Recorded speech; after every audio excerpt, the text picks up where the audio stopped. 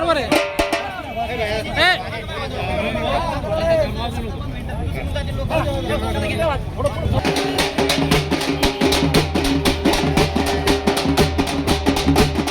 आम्हाला 2008 पासून तर आजपर्यंत आम्हाला फक्त आम्ही मानधन तत्वावर आहे आणि मानधन तत्वावर असल्यामुळं आम्हाला जितक्या चक्रा पंचायत समितीला जिल्हा कार्यालयाला मारावं लागतात त्यापेक्षाही आमचा दुप्पट आमचा खर्च होतो.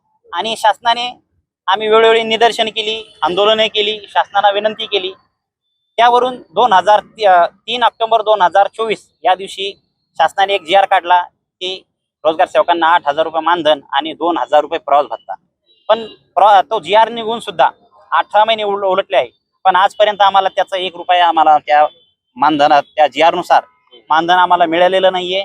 आमची हीच मागणी आहे तेव्हा आम्हाला 3 ऑक्टोबर 2024 ला जो GR काढलेला आहे त्याची अंमलबजावणी करण्यात यावी. आणि आम्ही जालना प्रत्येक गावापासून पंचायत समितीला येतो, जिल्हा कार्यालयाला येतो, तर येता जाता आम्हाला वाहनावर येतो आम्ही. जर अपघाती आमचा मृत्यू झाला तर त्यामध्ये आम्हाला कसल्याही प्रकारचा कवच नाहीये. जे अपघात विमा आहे तो लागू करण्यात यावा, प्रवास भत्ता लागू करण्यात यावा. आणि जे रोजगार सेवक आहे आम्ही आज निवेदन देणार आहोत कलेक्टर मार्फत माननीय मुख्यमंत्र्यांना, किंवा आमच्या मागण्या मान्य कराव्या. जर आमच्या आणि 1 तारखेपासून आम्ही काम बंद केलेलं आहे, जर आमच्या मागण्या जर मान्य नाही झाल्या तर याही पेक्षा तीव्र स्वरूपाचं आंदोलन आम्ही करू. याची प्रशासनाने नोंद घ्यावी.